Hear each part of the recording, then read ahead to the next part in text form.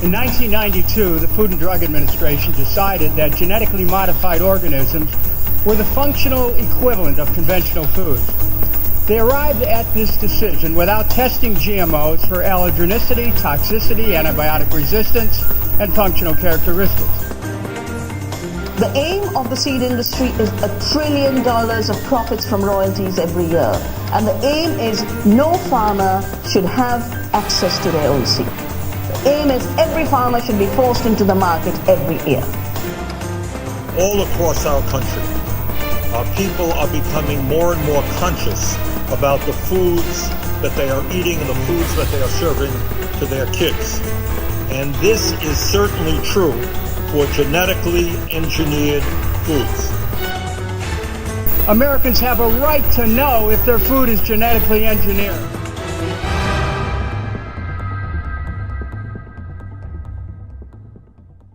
Hello and welcome to Mad Science, the Genetic Crossroad. I am your host, Anna Kavanaugh, and I want to thank you for joining me for the broadcast tonight. The Garden of Eden for sale. A fitting title for not only tonight's show, but for what is going on in the biotech industry today, which began almost 2 full decades ago now.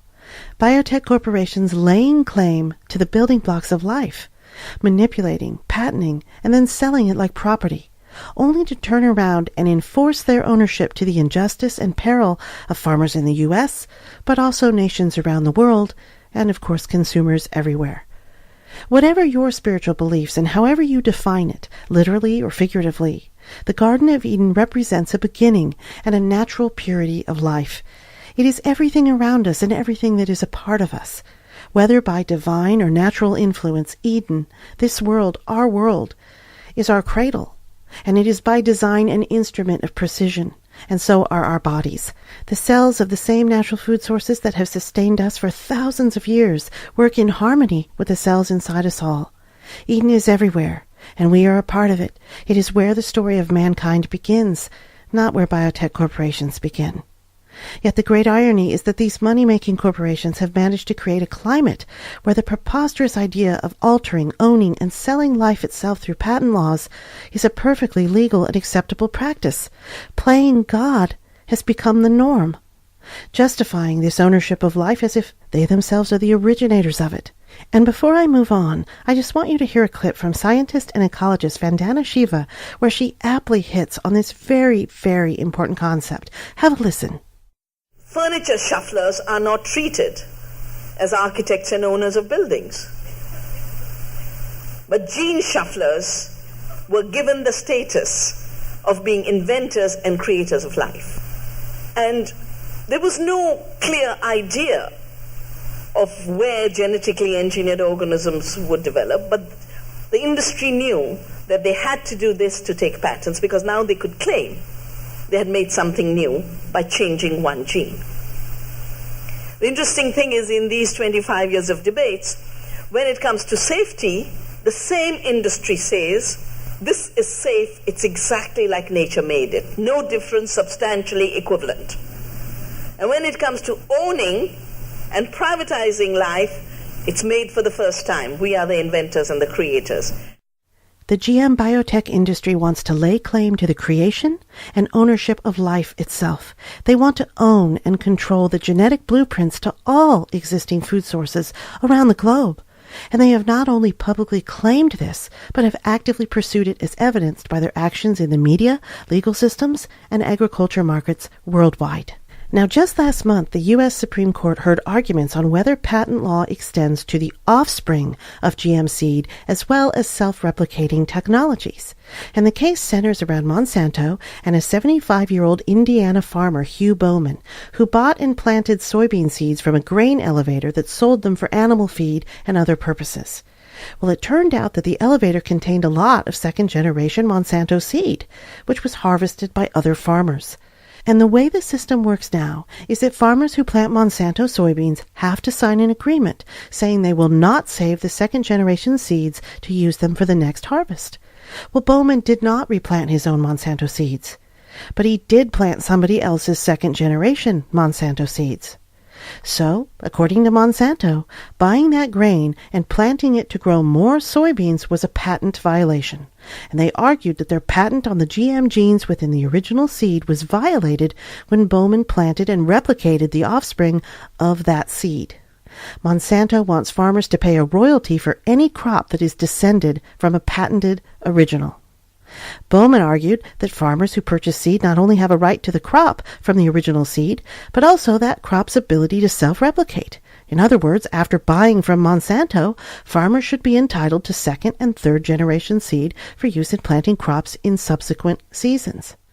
This case has gained attention not only because of the implications for self-replicating technologies, but also because of the many philosophical questions it brings up. For example, GM genes, through their living host, can self-replicate. And so what that means is that GM plants and animals can self-replicate. And so the question, where does a natural life process end and technology begin? Because genes have been shuffled around to create a new GM species, it is now ownable and considered property. If someone purchases a self-replicating technology, does he or she have rights to the technology's power to self-replicate? Do they control life itself? Self-replication is a natural process for the continuation and propagation of life itself, and what's more, when one species participates in the replication of another species, say like when a honeybee pollinates a flower or someone plants their favorite vegetable in a garden, it's said that these things co-evolve. This power to self-replicate and co-evolve is an inherent quality. Yet this is being questioned by the interpreters of our laws and exploited by agribusiness corporations like Monsanto. So what this means is if Monsanto owns Generation 1, which it sells to a farmer to plant, and then the farmer owns Generation 2 and reaps the rewards or shortcomings of the crop, who owns Generation 3? Monsanto asserts that they do. In this case, Supreme Court Justice Stephen Breyer argued that farmers buying Monsanto seed have rights to the crop of the original seed, but these rights do not include the right to plant a second generation to make a third. And Monsanto's attorneys echoed this by arguing, of course, that there would be no incentive for Monsanto to invest if farmers have the right to grow a third generation. But Bowman's attorney pointed out a distinction, a very important distinction, between self-replicating seed and self-replicating technologies.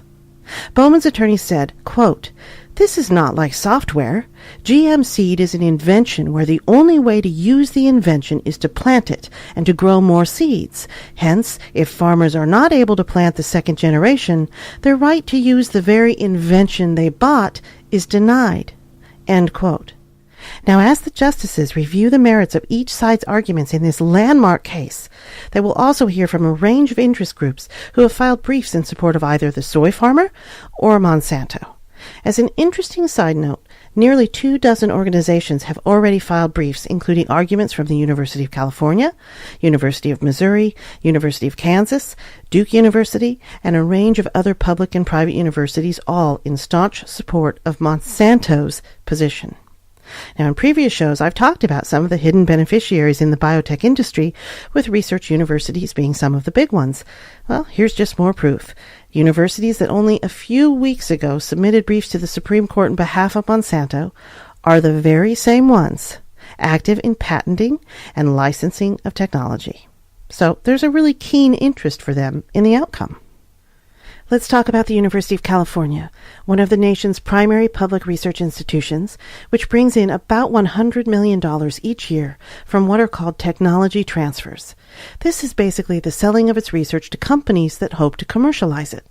So the loosening of patent protections, which is essentially what Farmer Bowman is arguing for, would negatively impact the sizable funding and profit for these institutions.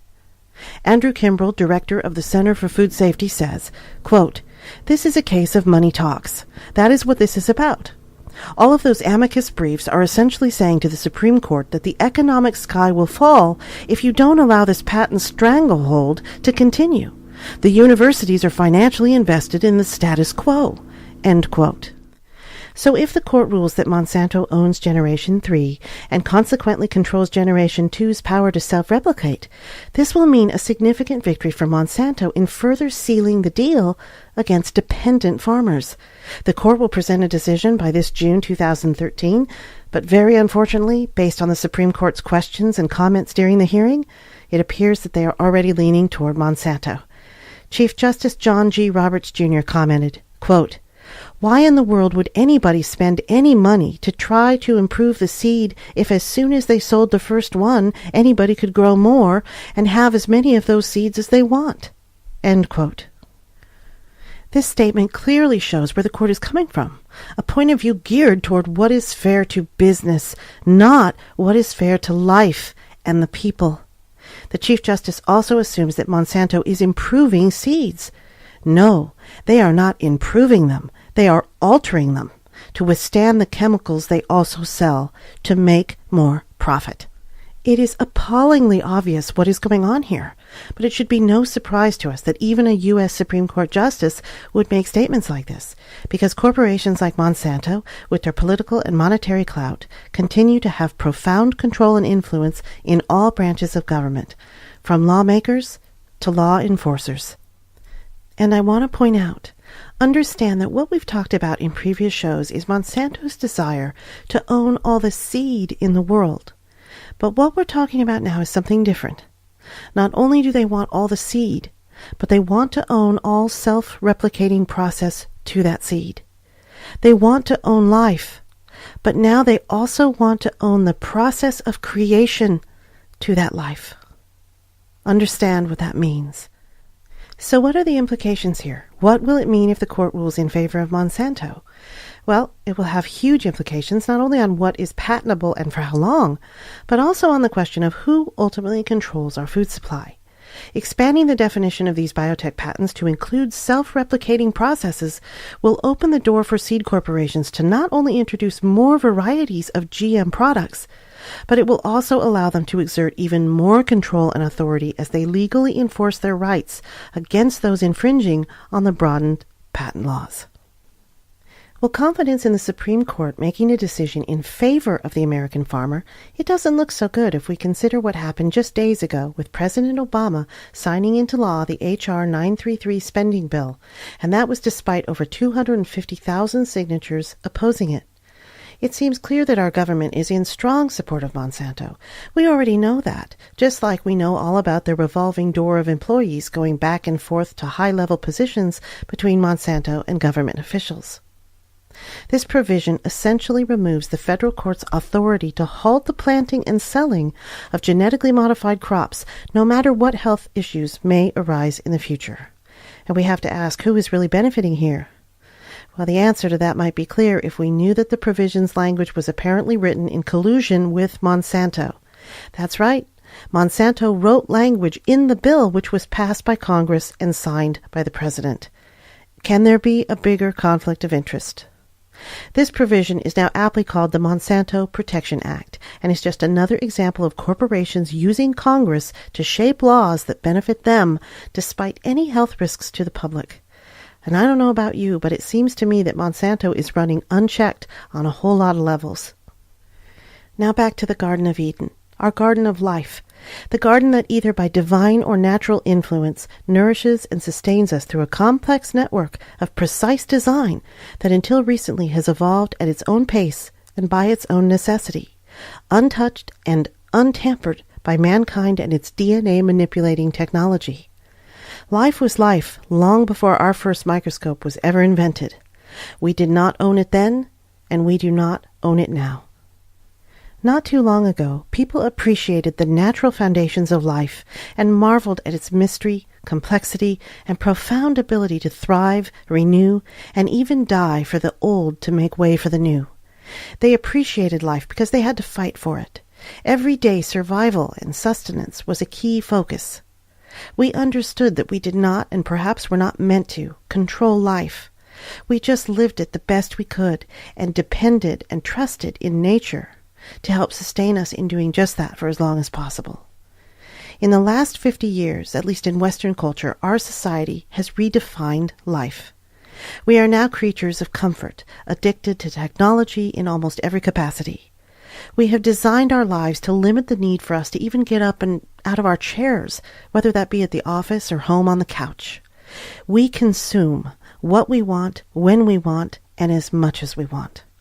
There has been a shift, and the biotech industry is the perfect example of just how profound that shift has been.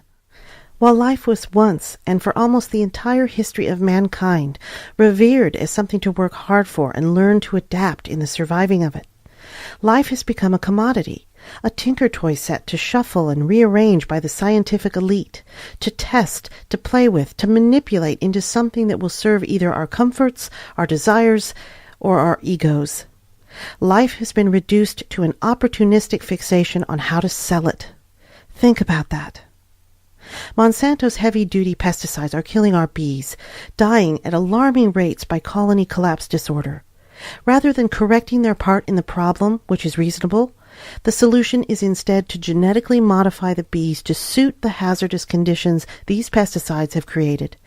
They want to change the DNA of bees, re-architect the blueprints that have been in place for thousands of years. That is how life is looked at now, through the lens of a lab and the pride of profit. As something we define, we conform, and we create. Who do you trust? 50 years of controversial science and scientists, politicians, and corporate giants raking in more profit than their accountants can count? Or do you trust natural life and process, speaking through thousands of years of evolution on this planet? I place my life in the natural, not in the manipulations of DNA. And what is the price we pay? What is the human cost? Well, that would take several more shows to discuss and answer, but I do want to talk about one specific and horrific area on tonight's show. As we have come to know, this arrogant claim to inventing, owning, and selling life has manifested itself worldwide. For example, in developing countries like India, Monsanto has systematically exploited the simple farmers of the land, robbing them of their rights, property, and livelihoods. This has caused major disruption in the culture, but has been unbelievably justified and enforced by patent laws and business contracts. To put this all in perspective, it is estimated that more than 250,000 Indian farmers have committed suicide in the last 16 years. That is over 250,000 people. This is the largest wave of recorded suicides in human history. In 2009 alone, almost 18,000 farmers killed themselves. That's about one every 30 minutes. And these are shocking numbers, but they seriously underestimate the actual number of farmer suicides taking place. And women, for example, are often excluded from these statistics because most of them do not have ownership titles to land. About 60% of India's population is involved with agriculture in one way or another, and through the years there has been a great shift to grow cash crops like cotton due to the allure of making more money and the hope for a better life.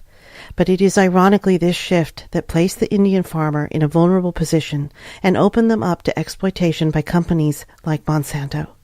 The cotton industry, like other cash crops in India, has been dominated by Monsanto, who presently control over 95% of the cottonseed crops there. So how did this happen? Well, it all started when the World Bank required the government of India to deregulate their seed sector. And in the mid-1990s, Monsanto capitalized on this by introducing its genetically modified Bt cotton seeds, locking in joint ventures and licensing agreements with Indian companies, and promising incredible yields and profits for farmers and enticing them into contracts. This gave them access to farmable land. While the yields promised by Monsanto did not actually happen, the yields were much less. And although for centuries seed had been a common resource for any farmer, over the span of just 2 decades or so, it gradually became the intellectual property of Monsanto. Predictably, as they acquired more control, they started collecting royalties and raising costs. We're talking increases of as high as 8,000%. 8,000! And adding to this, the cross-contamination of Monsanto's GM seed worked to displace naturally grown crops. a convenient benefit and calculated strategy used to this day. It is insidious, but they were able to legally lay claim to all cotton crops contaminated with their GM seed through existing patent laws. This forced Indian farmers into compliance, a common practice used by Monsanto, which has repeatedly been done to American farmers and others around the world as well. By this process, Monsanto has placed farmers in a vicious cycle of dependence to where they must borrow more and more money in order to pay increasing debts, eventually losing their land, some of which has been farmed by families for centuries. It is this shark-like business practice that is attributed to the steady number of farmer suicides seen in India. Vandana Shiva sums it up pretty well in this clip. Have a listen. If a company like Monsanto wants to turn the farmer's self-reliance of seed into a dependency of purchased seed, how does it do it? It first tells the farmer your seed is primitive. Give it up. They call it seed replacement as if it's something very scientific. Even pay the farmer to say, give up your old seed. Farmer thinks my neighbor will have it, so if they're giving me money, it's all right. But they don't realize they've been to everyone in 100 villages in the neighborhood, so there's no seed in one season. Around the world, Monsanto influences public sector research breeding. It then also starts to lock in companies and buy them up. So all Indian seed companies in cotton are owned by Monsanto or controlled by them through licensing arrangements. So there were only three sources of seed supply: the farmer themselves, some small private companies, and the public sector. All three get knocked out. Before you know it, Monsanto's the only one selling only BT cotton. It's too costly. After all, Monsanto has increased the price of seed by 8,000%. No farmer would have the capacity to pay 8,000% more. So the agents of the company are there to say, don't worry, you'll be a millionaire. This will produce 1,500 kilograms per acre, and you'll pay back in no time. Take it on credit against your land. And the farmer signs a piece of paper mortgaging the land. But the seed doesn't give 1,500. It gives 400, 500. More often than not, it also fails. So you have to buy 3 times over on credit. In a year or two, the agents of the seed and chemical companies come knocking on the door of the farmer to say, your land is now mine, you couldn't pay back your debt. And that's the day the farmer will go into the field, drink a bottle of pesticide, and end his life. Is it any wonder why we've seen so many farmer suicides in India? We also have to keep in mind that Monsanto has exploited the weaker economy there, as well as the lower education levels found in Indian farming communities. Exploitation for the sake of profit. Human life in exchange for profit. Yet all this is obscured by PR campaigns and false reports generated to fool the public. It truly is disgusting. BT cotton was hailed as one of the industry's biggest success stories with greater yields and viability. They took pictures of smiling farmers and healthy-looking crops, along with alleged support statements from farming communities, all in an attempt to disassociate themselves with the suicide phenomenon. But just last year, these PR claims began to fall apart. As India government officials looked deeper into what was actually going on, they discovered that the cotton farmers were indeed in grave trouble, with the vast majority wanting a ban on GM cotton, quite the opposite of what Monsanto was claiming. But despite this outcry, a separate department in India's government, the Ministry of Agriculture, continues to make a case for GM crops, stating that the technology is absolutely needed for India's food security. Interesting, isn't it? A government agricultural agency in favor of Monsanto. This should be no surprise to us. On one hand, it's another case in point of how Monsanto forces a climate of dependence on its products, to the point that reverting back to organic crops would be very expensive, and on the other hand, it's a repeat of the same thing that continues to happen in our own government. Officials in charge of shaping policy are paid to propagate Monsanto's interests. All this in the face of more than 150 scientists who signed off on a letter last month to the Indian Environment Minister protesting genetically modified crops in India. Monsanto's exploitation and control doesn't stop with India, though. Take South America, for example. In the late 1990s, Monsanto secretly used the farmlands of Argentina as an experimental base to test its GM seeds. It did this under the radar, without the approval of the Argentinian government or people, because regulations there were much more lax than in the U.S. During this time, they were able to hook local farmers into using the GM seeds along with Roundup chemicals, promising bountiful crop yields. Well, in the meantime, Monsanto began lobbying the Argentinian government, eventually persuading them to allow full-scale production of GM soy. Over the next several years, the political elite cashed in, but the country's farmers were left ultimately paying the price, mostly through serious health problems coinciding with the cultivation of the GM crops. The problem was that farmers were too poor to buy the gear necessary to protect against Monsanto's herbicide glyphosate, which must be used in greater and greater amounts to have the same effect. With repeated exposure to concentrated doses, farmers and their families were placed at serious risk. In fact, since the introduction of GM crops and the glyphosate that goes with them, there have been record levels of birth defects and cancer occurrences centered in regions of the country where GM crops are grown, a fact that Monsanto continues to deny. This is the same familiar story playing out over and over and over again in different cultures and countries. They knowingly spread their genetically modified seed wherever possible, infesting natural crops and then enforcing ownership over them protected by patent laws. Well, introducing GM soy in Argentina was the mechanism through which Monsanto continued to spread into the rest of South America, pushing its seed illegally into Brazil, Bolivia, Uruguay, and Paraguay, countries where GM crops were prohibited at the time. In many cases, their leaders were routinely pressured, harassed, and even impeached from office. Take the case of Paraguay's former president, Fernando Lugo. He was against allowing GM crops to be grown in his country, but came against pressure and threats instigated by Monsanto. In 2012, he was officially impeached from office with the reason attributed to a relatively insignificant clash between a group of farmers and the police who were trying to evict them.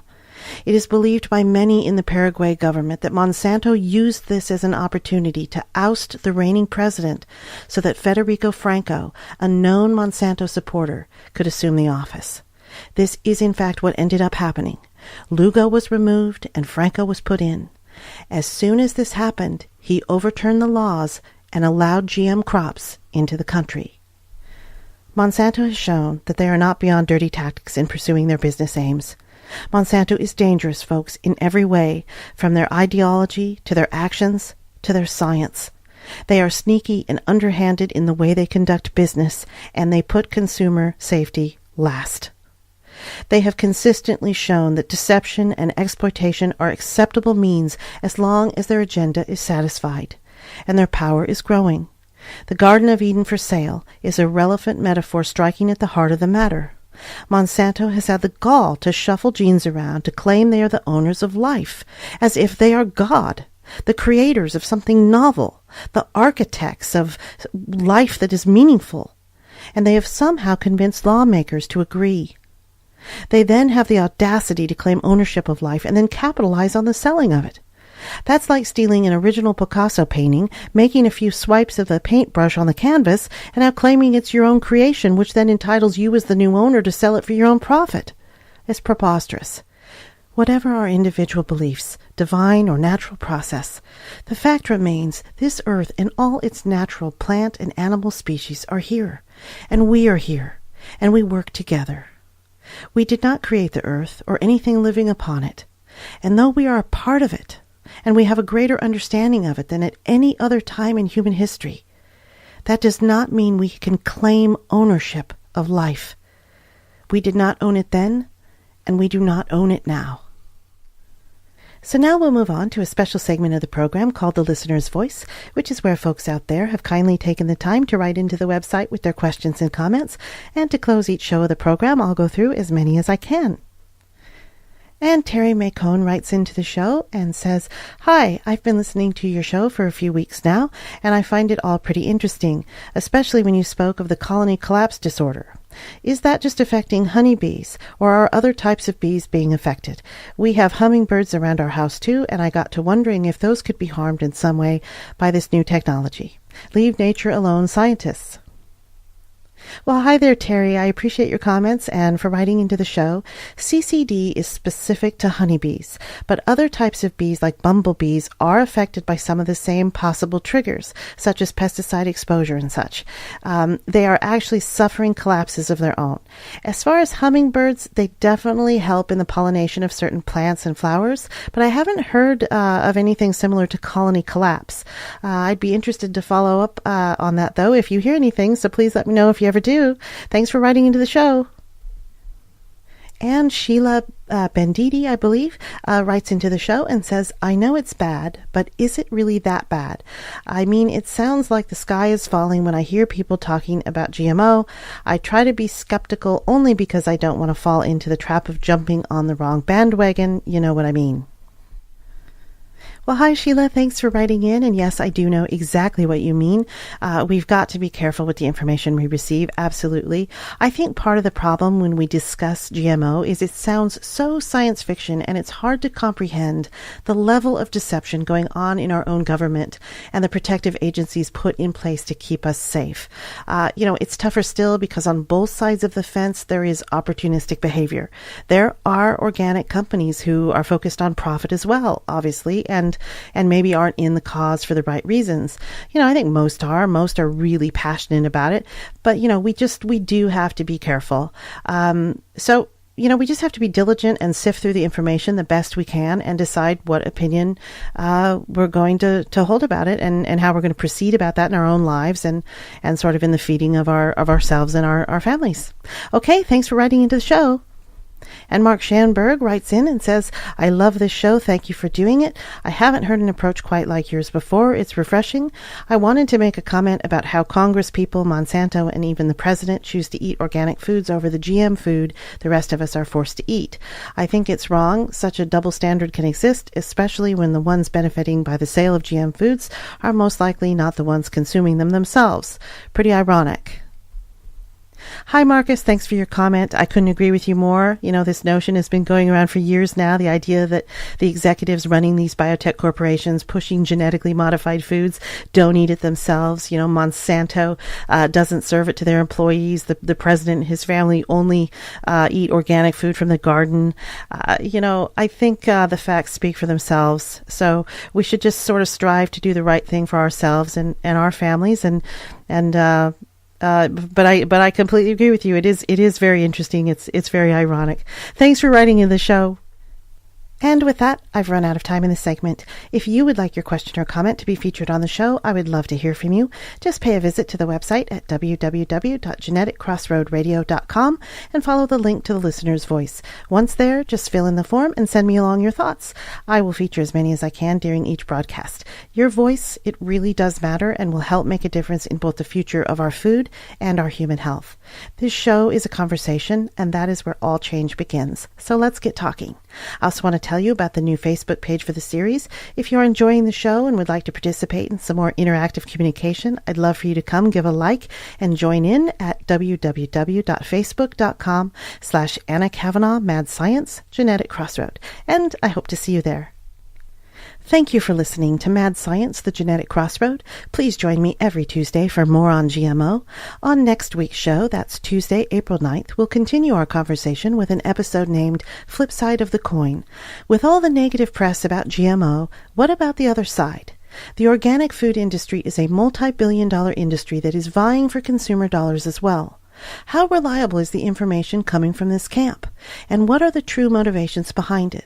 Whole Foods has purported to be the organic alternative for years, but recently have come under fire about some of their business practices. How can consumers trust the burgeoning organic industry? Are GMOs really getting a bad rap? I hope you'll join me for next week's broadcast. If we destroy nature, surely nature will destroy us. For while we may hold dominion over nature, we do not possess its wisdom. Until next time, be well, be healthy, and be informed.